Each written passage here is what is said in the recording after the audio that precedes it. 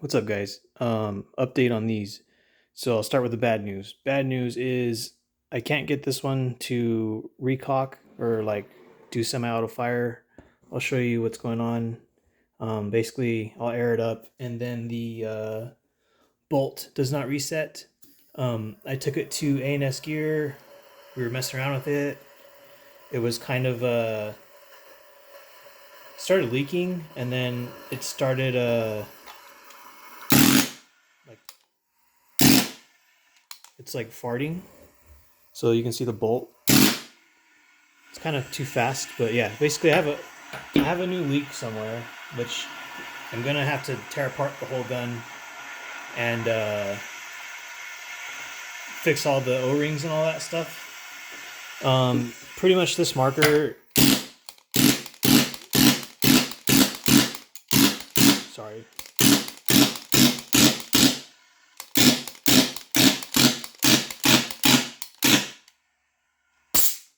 This marker is only worth like $5-10 the way it is. Even if it was fixed and working fine, it's not really worth that much. Which I already knew, but yeah, I'm just for me to fix this.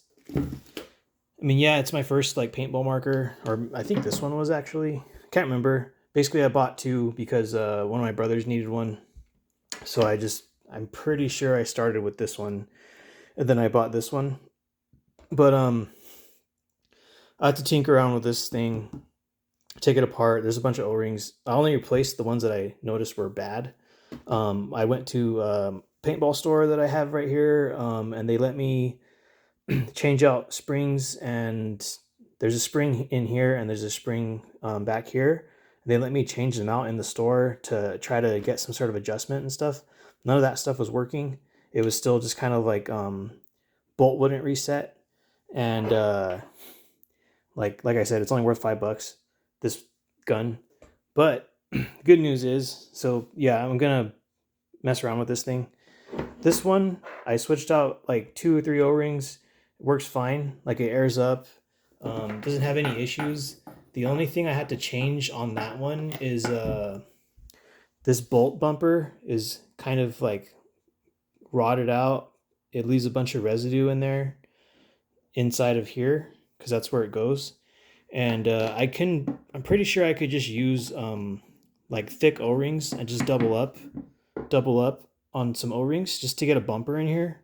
Because if I shoot it a lot with no bumper in there, it's gonna cause issues, possibly like crack some stuff. Which like it's basically obsolete. Nobody really runs these types of blowback markers. Only like really beginners use these things, or just people that just want to like play around with paintball. It's like a starter gun basically, but everything now is much better. But anyways, I'll air this one up. When I aired it up yesterday, it worked. I haven't aired it up since, but I also haven't like opened it up or anything. So this one isn't hissing. It's not doing anything. I'll shoot it just once or twice. So the Spyder, it should do what this does, which is it's already pulled back, but it should shoot, go forward, and then come back out and stay locked in there. It just did it right now. It moves so fast, but you probably heard the pop. You might have seen it. Anyways, yeah, this one works perfectly fine. I just need to get a bumper for it, which goes back here. And what I want to do is stick a hopper onto there, which is this thing, and then put burner balls or the cheap Amazon stuff. Put those on there and see what it hits. But I don't want to do that right now because I need that bolt bumper, because I don't want to break anything in that thing, even though it's pretty much like worthless. I'm gonna fire the rest of this air out. There's really no other way to do it besides just removing my tank line and stuff. So let me do that really quick. All right, it was kind of like farting and stuff, but yeah, it works fine. I just don't want to use it without this in there.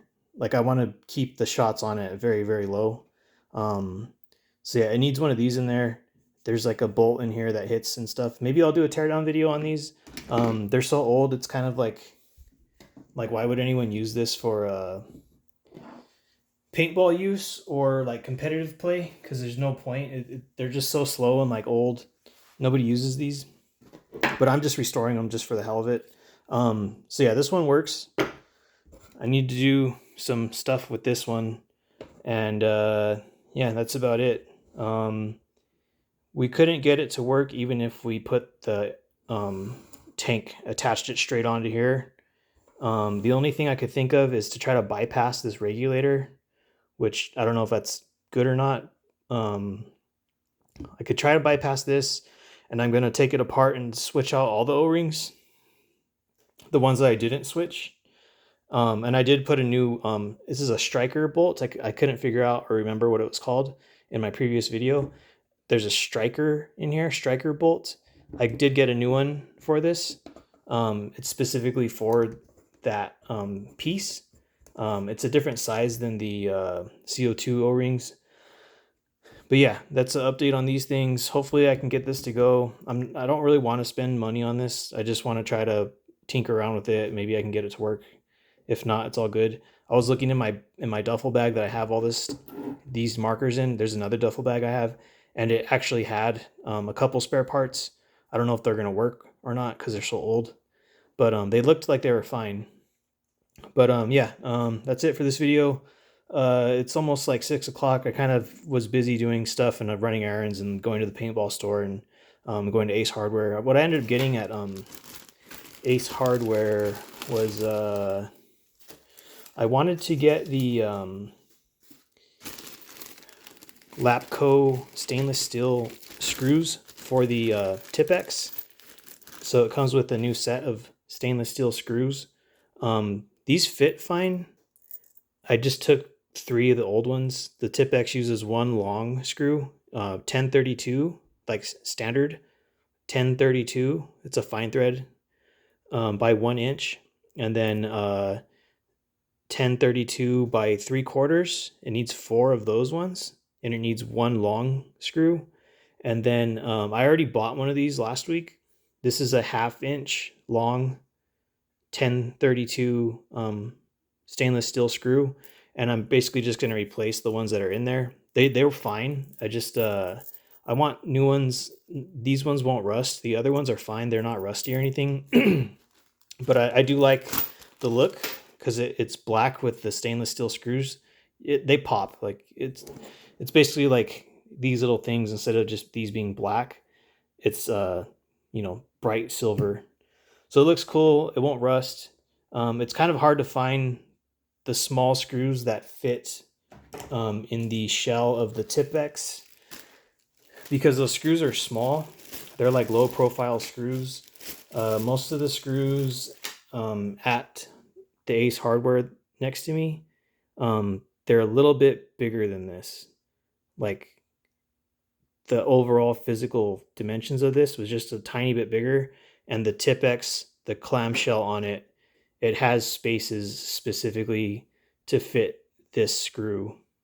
Like if I try to put this on there, it's going to go over, and then those screws will be too short. I'm sorry. Not if I try to put this one, but if I try to get a screw that's slightly larger than a nut that's slightly larger than these, it's not going to fit on that clamshell, and I would need to get longer screws because it's going to come off the back end. If I show you guys in a video where I put those stainless steel ones in there, I'll show you the issue with using larger nuts. But yeah, pretty easy. You need 1 long screw that's 1 inch, 2 of these short screws that's 1/2 inch, and you need 4 of these 3/4 inch screws if you want to do the stainless steel ones. The Lapco thing is $20 for 7 screws and 7 nuts. These screws were like $1 each essentially. So this was like, these plus the other one that I bought was like $8.25 or something. But anyways, guys, I'll update you guys what happens with these. I have to go to a different Ace Hardware to find a bumper like this or something similar, or O-rings, because the one I went to today, they didn't have O-rings and they didn't have bumpers. But one I went to a couple weeks ago, I didn't know that I needed this, and I don't know sizes for these because they were just kind of tucked away. But yeah, I'll update you guys what happens with these. It might be a couple weeks. It might be tomorrow. However I feel, if I'm even out in those places where the other Ace hardware is. But anyways, have a good one.